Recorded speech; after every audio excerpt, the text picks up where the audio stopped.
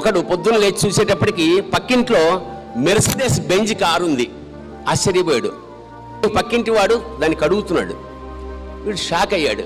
Shock అయ్యా పక్క ఏరా ఏంటి సడన్గా కారు వచ్చిందంటే మా అన్నయ్య నాకు ప్రజెంట్ చేశాడు బర్త్డే గిఫ్ట్గా. ఎందుకంటే మా అన్నయ్య బాగా డబ్బున్నవాడు, బాగా సంపాదించాడు, నేనంటే చాలా ఇష్టం, అందుకని మెర్సిడెస్ బెంజ్ కార్ని నా బర్త్డేకి ప్రజెంట్ చేశాడు.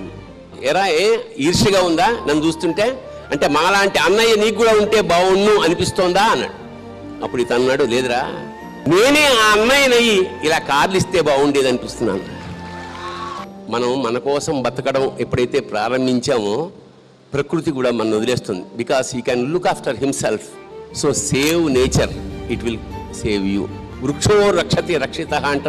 ప్రకృతి కూడా సేమ్ ఫిలాసఫీ పెడుతుంది. నువ్వు పక్క వాళ్ళ కోసం చూసుకో, నేను చూసుకుంటాను అంటాడు పరమాత్మ.